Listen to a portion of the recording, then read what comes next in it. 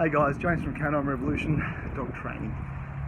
Just taking Silly out for a walk, but I just wanted to touch on a few points regarding our board and train programs and the expectations that I have and the expectations that some clients have as well. For starters, I've got to let you know that the board and train program is not a magic pill. It's not going to finish at the 4 weeks and all of a sudden the dog's going to be perfect for everybody. Okay, and that includes you, right? So the dog, before it comes to us, you know, like Silly, is going to be a few years old. It's going to have problems. It's going to have aggression. It's going to have leash pulling, a whole host of different issues, right? So the dog's got a lot of memory with you. Now, when it comes to me, I add structure into what we do from day one, which means for the dog there's new behaviours that it can start adapting to, new routines, a whole lot, right? So the things that I allow, things that I don't allow. So for instance, when we're going for a walk, I want to make sure that I've always got a loose lead.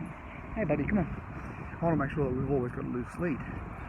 The problem that I see is when owners get the dog back is because they don't have the experience, or they haven't spent 4 weeks just training the dog, all of a sudden they fall into their automatic habits, okay? So here's this. When you guys pick up your dog at the end of the 4 weeks, I'm going to take you guys through some real basic stuff, okay? I'm going to tell you to put your lead over your hand like that, which is generally the other hand. I'm going to tell you to tuck your hand into your belly, like this kind of stuff, and just get comfortable with just walking away, okay? It's just going to be really basic. I need you to be able to do this, walk away, that's it, and get the repetition. I want you to get the experience and the repetition so your dog starts to understand that the dog must be working for you.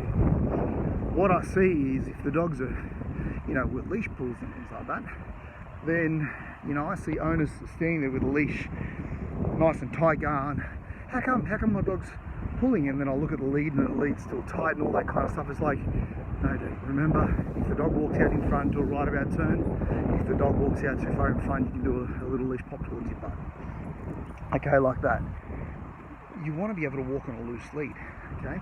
So if all of a sudden your dog's pulling and feels you creating tension on that lead and then not making it do anything, then the dog's going to go, well, I can't get rid of this sensation, this pulling, so I may as well just pull even harder or do what I want, or reactive, okay? So I always use the example of, you know, if you see some blokes at a pub and one of the mates holds the other mate back from getting into a fight, the guy that's been held back all of a sudden becomes 10 foot tall and the strongest, most powerful man in the world, saying, mate, if this guy wasn't holding you back, you'd be finished, right? The fact is, if the guy let him go, there might be a bit of a scuffle, but he's not going to act 10 foot tall, right? Especially if the other guy steps up.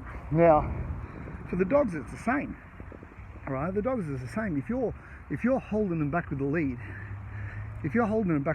and then you're not asking them to do anything, like, for instance, you know, he's going this way and we go, hey buddy, let's go this way. Beautiful, but the lead goes loose. Watch this. He can go all the way out there and this way. Good boy, buddy. Right?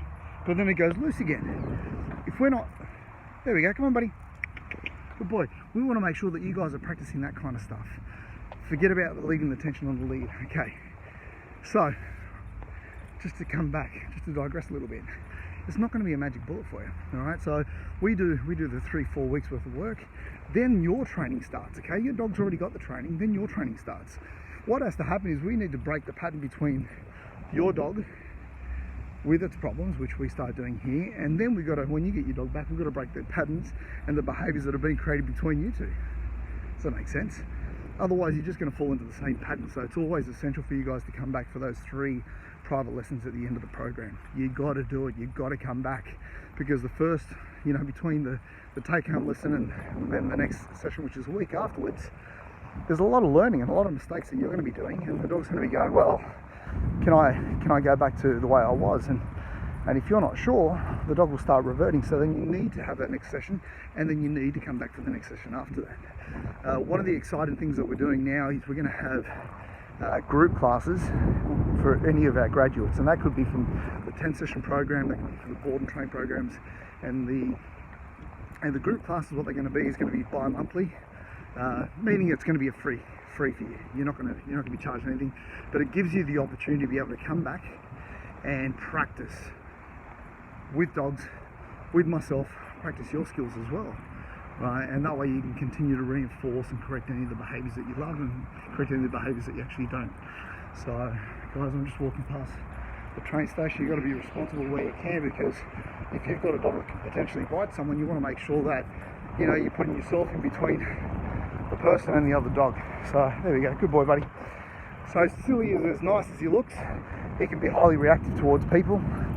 He's actually pretty good with dogs, pretty social, but we've got to keep it safe. But anyway, guys, I'm gonna stop the video there. It was just about the board and train programs. So it isn't a magic bullet. Yes, your dog is going to have some dramatic changes, but then we've got to get you to have the changes as well. So you need to come for the private sessions. All right, guys. Any other questions? Just post them below, and maybe we can give them a call. All right, guys. Bye.